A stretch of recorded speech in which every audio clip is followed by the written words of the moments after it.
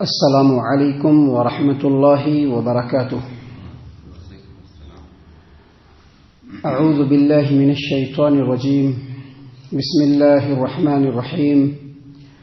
فمن اظلم ممن افترى على الله كذبا او كذب بآياته اولئك ينالهم نصيبهم من الكتاب حتى اذا جاءتهم رسلنا يتوفونهم قالوا اينما كنتم تدعون من دون الله قالوا ضلوا عنا وشهدوا على انفسهم انهم كانوا كافرين. پس اس شخص سے بڑھ کر کے ظالم اور کون ہو سکتا ہے جو اللہ تبارک و تعالیٰ پر جھوٹ باندھے، بہتان باندھے یا اللہ تبارک و تعالیٰ کی آیتوں کو جھٹلائے.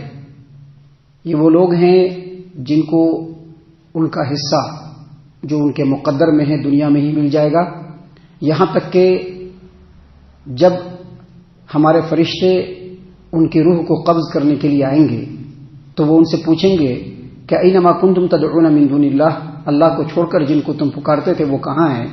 قالوا ضلوا عنا، تو وہ کہیں گے کہ وہ یاد نہیں رہے کہ کدھر ہے، ان کو بھول گئے ہم لوگ، وہ لوگ ہم سے گم ہو گئے. وشهدوا على انفسهم انهم كانوا كافرين، اور وہ لوگ اس بات کی گواہی دیں گے کہ وہ لوگ کافر تھے. محترم سامعین کرام، سورۃ الاعراف سورہ نمبر 7 اور اسی سورت سے آیت نمبر 37 یعنی 37 آپ کے سامنے تلاوت کی گئی. آیت کریمہ کا ترجمہ بھی آپ کی خدمت میں بفضلہ تعالی پیش کیا گیا. سامعین کرام، اس آیت کریمہ میں اللہ تبارک و تعالیٰ کی نظر میں جو بڑے ظالم ہیں ان کی کیٹیگریز، ان کے قسموں کو بیان کیا گیا کہ کون کون سے لوگ بڑے ظالم ہیں. اللہ تبارک و تعالیٰ نے اس آیت کریمہ میں فرمایا ہے کہ کچھ لوگ ایسے ہیں جو اللہ تبارک و تعالیٰ کی طرف سے ان کو نبوت ملی ہے ایسا دعویٰ کر بیٹھتے ہیں، جیسا کہ مرزا غلام احمد قادیانی اس نے دعویٰ کیا تھا بہت قریب میں.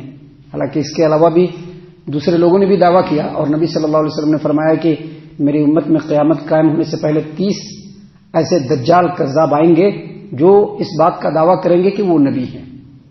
حالانکہ وہ نبی نہیں ہوں گے کیونکہ میں آخری نبی ہوں، خاتم النبیین ہوں. تو دیکھیے اس آیت کریمہ میں اللہ تبارک و تعالیٰ نے جو بڑے بڑے ظالم ہیں اللہ تبارک و تعالیٰ کی نظر میں، اللہ کے نزدیک ان کی قسموں کو بیان کیا اور کہا کہ ایک قسم کے وہ لوگ ہیں جو نبوت کا دعویٰ کر بیٹھتے ہیں. وہ یہ کہتے ہیں کہ ہمارے اوپر نبوت نازل ہوئی ہے اللہ تبارک و تعالیٰ کی طرف سے. یا کچھ لوگ ایسے بھی ہیں جو نبی ہونے کا دعویٰ نہیں کرتے ہیں لیکن ان کے دل میں خیال ہوتا ہے کہ ہم اس مقام پر ہیں. وہ جھوٹ بات گڑھیں گے اپنی طرف سے اور جھوٹ بات گڑھ کر کے اللہ کی طرف منسوب کریں گے اور منسوب کر کے لوگوں کے سامنے اس کو بیان کریں گے کہ اللہ نے ایسا ایسا کہا ہے. اور ایک قسم کے وہ لوگ بھی ہیں جو نبوت کا دعویٰ بھی نہیں کرتے، اس طرح کی بھی حرکت نہیں کرتے، لیکن وہ اللہ تبارک و تعالیٰ کی آیتوں کو مانتے نہیں، جھٹلاتے ہیں، سچے رسولوں کی تصدیق نہیں کرتے ہیں بلکہ تکذیب کرتے ہیں.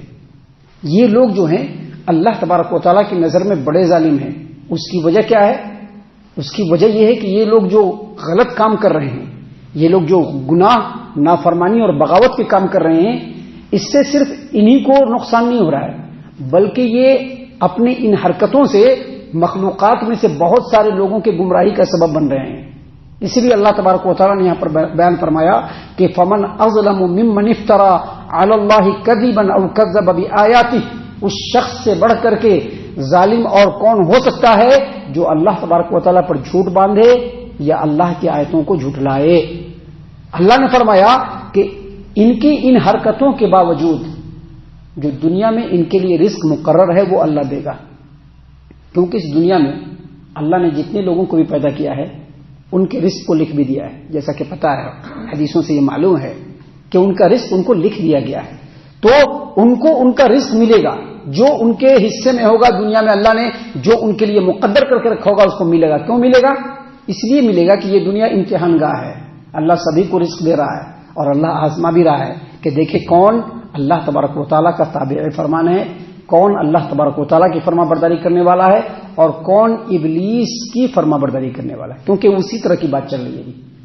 اسی لیے اللہ تبارک و تعالیٰ نے فرمایا کہ اولئک ینالہم نصیبہم من الکتاب، یہ وہ لوگ ہیں کہ ان کا جو مقدر لکھ دیا گیا ہے دنیا میں ان کو ملے گا آزمائش کے طور پر. لیکن آگے فرمایا کہ حتی اذا جاءتهم رسولنا یتوفونہم، یہاں تک کہ جب ان کی موت کا وقت آ جائے گا اور ہمارے فرشتے ان کے روح کو قبض کرنے کے لیے، ان کو فوت دینے کے لیے پہنچیں گے، تو فرشتے پوچھیں گے اینما کنتم تدعون من دون اللہ، اللہ کو چھوڑ کر کے بہت سارے ولی بنا رکھے تھے، اللہ کو چھوڑ کر کے بہت سارے لوگوں پر تمہارا یہ ہو گیا تھا، وہ لوگ کہاں ہیں؟ تو وہ کہیں گے کہ ضلوا عنا، کچھ بھی یاد نہیں پڑ رہا ہے، وہ لوگ کہاں گم ہو گئے کچھ پتہ نہیں چل رہا ہے۔ آیت کریمہ کے اس ٹکڑے سے پتہ چلتا ہے۔ آگے اللہ نے فرمایا وَشَهِدُوا عَلَىٰ أَنفُسِهِمْ أَنَّهُمْ كَانُوا كَافِرِينَ، اور وہ اس بات کی بھی گواہی دیں گے کہ وہ لوگ دنیا میں کافر تھے، مشرک تھے۔ اس آیت کریمہ سے پتہ چلتا ہے کہ جب آدمی مرتا ہے تو اس کے موت کے وقت ہی اس کو اس کے انجام کا پتہ چل جاتا ہے۔ جو کفار و مشرکین ہوتے ہیں ان کو پتہ چل جاتا ہے کہ ان کا کیا انجام ہونے والا ہے۔ ایک تو ان کے برے انجام کا ان کو پتہ چل جاتا ہے، اور دوسرا جو فرشتے آتے ہیں ان کے روح کو قبض کرنے کے لیے، تو ان کا کرخت اور زوردار لہجہ ان کو اندر تک لرزا دیتا ہے، جس کی وجہ سے وہ سب کچھ بھول جائیں گے، کچھ بھی ان کے منہ سے نہیں نکلے گا۔ اللہ نے کیا فرمایا کہ حتی اذا جاءتهم رسولنا یتوفونہم قالوا اینما کنتم تدعون من دون اللہ، اللہ تبارک و تعالیٰ کے فرشتے پوچھیں گے کہ اینما کنتم تدعون من دون اللہ، اللہ کو چھوڑ کر کے جن کو تم نے اپنا ولی بنا رکھا تھا، جن کو اپنا تم نے سرپرست بنا رکھا تھا، جن کے بارے میں تم کو یہ تھا یقین کہ یہ تم کو بیڑا پار لگوا دیں گے، وہ لوگ کہاں ہیں؟ ڈر کے مارے گھگی بن جائے گی۔ اللہ نے فرمایا قالوا ضلوا عنا، کہیں گے کہ یاد ہی نہیں کچھ پڑ رہا ہے، وہ لوگ پتہ نہیں کہاں گم ہو گئے۔ وَشَهِدُوا عَلَىٰ أَنفُسِهِمْ أَنَّهُمْ كَانُوا كَافِرِينَ، اور وہ لوگ اس وقت دنیا میں مشرک تھے، کافر تھے، اس بات کی خود بخود گواہی دے دیں گے۔ محترم سامعین کرام، صحیح حدیثوں سے یہ بات بالکل ثابت ہے کہ جب انسان کو قبر کے اندر اتارا جاتا ہے، قبر کے اندر، تو جو نیک اور ایماندار لوگ ہوتے ہیں، نیک اور ایماندار، یاد رکھیں نیک اور ایماندار شکل سے نہیں ہوتا ہے، نیک اور ایماندار وہ لوگ ہوتے ہیں جو اپنے دل کے اندر مضبوطی کے ساتھ، پورے اخلاص کے ساتھ یہ جذبہ رکھتے ہیں کہ جو اللہ کا حکم ہوگا اور جو رسول کا حکم ہوگا ہم اس کو پورا کریں گے، اور جو اللہ اور اس کے رسول کا حکم نہیں ہوگا یا منع کریں گے جن چیزوں سے، ان کو ہم پورا نہیں کریں گے۔ یہ ان کے دل کے اندر جذبہ ہوتا ہے۔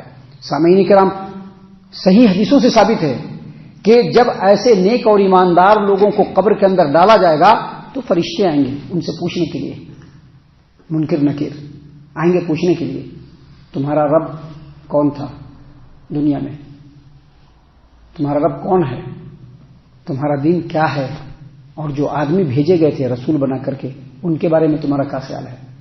تو جو نیک اور ایماندار آدمی ہوں گے وہ پھٹ پھٹ جواب دے دیں گے، پھٹ پھٹ جواب دے دیں گے۔ لیکن جو کفار ہوں گے، جو مشرکین ہوں گے، مشرکین یہاں پر بولا جا رہا ہے،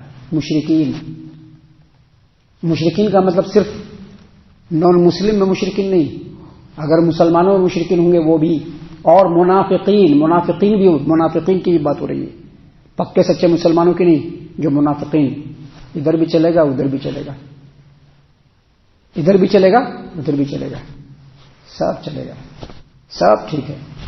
جو اس طرح کے منافقین ہوں گے وہ لوگ جب قبر کے اندر جائیں گے تو ان سے بھی سوال ہوگا۔ سوال کیا ہوگا؟ سوال ہوگا کہ تمہارا رب کون ہے؟ چپ رہیں گے۔ تمہارا دین کیا ہے؟ چپ رہیں گے۔ پوچھا جائے گا کہ جو رسول آئے تھے ان کے بارے میں تمہارا کیا خیال ہے؟ تو جواب میں جانتے ہیں کیا کہیں گے؟ ہا لا ادری، ہائے افسوس مجھ کو نہیں معلوم، مجھ کو تو کچھ ہی پتہ نہیں چل رہا ہے کہ کیا، کیونکہ ان کی حالت خراب ہوگی۔ مرتے ہی ان کی جو ہے، مرتے ہی جو ان کے اوپر فرشتے مسلط ہو جائیں گے اور ان سے جو پوچھیں گے کہ دنیا میں جو تم نے بڑے بڑے ولی بنا رکھے ہیں کہ یہ ہمارا کام بنا دیں گے، وہ ہمارا کام بنا دیں گے، ان کی طرح سے اگر چلیں گے تو دنیا میں فائدہ ہوگا، ان کے حساب سے زندگی گزاریں گے تو دنیا میں فائدہ ہوگا، ایسے تمام لوگوں کو موت کے وقت ہی جو فرشتے آ کر کے زوردار ہنٹر لگاتے ہوئے بولیں گے، وہ ہنٹر والے انداز میں کہ کہاں ہے تمہارے وہ اولیاء جن کو تم نے دنیا میں سب کچھ سمجھ رکھا تھا؟ ڈر کے مارے گھگی بن جائے گی اور کہیں گے کہ کچھ پتہ نہیں چل رہا ہے۔ تو وہ ڈر ان کے دل میں سمایا رہے گا۔ جب قبر میں پہنچیں گے تو ہوش و حواس ٹھکانے پر نہیں رہے گا۔ پوچھا جائے گا کہ تمہارا رب کون ہے، تمہارا دین کیا ہے، اس رسول کے بارے میں بتلاؤ اس رسول کے بارے میں بتلاؤ جن کو تمہاری طرف بھیجا گیا تھا. تو کہیں گے ہاں لا ادری، ہائے افسوس، ہم کو تو کچھ بھی نہیں معلوم چل رہا ہے کہ وہ کون تھے، کیا تھے. ہاں لوگ کچھ کہتے تھے تو میں بھی کہہ دیتا تھا. دیکھیں اس سلسلے میں ایک حدیث ہے صحیح مسلم کتابوں صفت الجنت ونعیمها واہلها کی. سیدنا عمر بن خطاب رضی اللہ عنہ نے پیارے رسول صلی اللہ علیہ وسلم سے پوچھا کہ اللہ کے رسول صلی اللہ علیہ وسلم، جب ہم لوگ قبر میں جائیں گے تو کیا ہمارے ہوش و حواس ٹھکانے پر رہیں گے؟ کہا کہ ہاں، ایمان والوں کے ہوش و حواس کو ٹھکانے پر رہیں گے. تو کہا کہ تب ٹھیک ہے، تب جواب دے دیں گے. جو ایمان والے ہوں گے وہ جواب دے دیں گے. لیکن جن لوگوں نے کفر و شرک میں ہی اپنی زندگی گزاری ہوگی، جن لوگوں نے نجات کے لیے دنیا کے لوگوں کو اور مخلوقات کو ہی سب کچھ سمجھا ہوگا، ایسے لوگوں کو قیامت کے دن اور خاص طور سے قبر کے اندر بالکل ان کے ہوش و حواس ٹھکانے پر نہیں ہوں گے. جب ان سے سوال کیا جائے گا تو وہ بالکل کچھ بھی جواب نہیں دے پائیں گے. اللہ تبارک و تعالیٰ نے اسی چیز کا نقشہ یہاں پر بتلایا کہ حتی اذا جاءتهم رسولنا یتوفونہم، یہاں تک کہ جب ہمارے فرشتے موت کے وقت ان کے روح کو قبض کرنے کے لیے آئیں گے تو کہیں گے کہ اینما کنتم تدعون من دون اللہ، اللہ کے علاوہ جن کو تم پکارتے تھے وہ کہاں ہیں؟ تو کہیں گے ضلوا عنا، وہ تو گم ہو گئے، وہ تو دکھ ہی نہیں رہے، ان کو تم بھول گئے. وشہدوا علی انفسہم انہم کانوا کافرین، اور وہ گواہی دیں گے اس وقت کہ ہم لوگ دنیا میں کفر و شرک میں ہی پڑے ہوئے تھے. ہم اللہ سے دعا کرتے ہیں کہ اللہ تعالیٰ ایسے لوگوں کی صفتوں سے ہم لوگوں کو محفوظ فرمائے. اللہ تعالیٰ ہم تمام کو پکا سچا مومن مسلمان بنائے. اللہ تعالیٰ ان تمام باتوں کے اوپر خوب غور و فکر اور تدبر کرنے کے ساتھ ساتھ ان باتوں کے اوپر عمل کرنے کی بھی توفیق عنایت فرمائے. آمین. اللہ تعالیٰ ہم تمام کو صحیح معنوں میں پکا سچا مومن مسلمان بنائے. اللہ اور اس کے رسول صلی اللہ علیہ وسلم کی اطاعت و فرما برداری کرنے والا بنائے. صحابہ کرام رضی اللہ عنہم کے طریقے پر چلنے والا بنائے. جنت الفردوس میں جگہ عطا فرمائے. اے اللہ ہم تمام کو جہنم سے پناہ دے. اے رب العالمین ہم تمام کو جہنم سے پناہ دے. اے مالک الملک ہم تمام کو جہنم سے پناہ دے. آمین یا رب العالمین. وما علینا الا البلاغ المبین. تبارك الذي نزل الفرقان على عبده ليكون للعالمين نذيرا.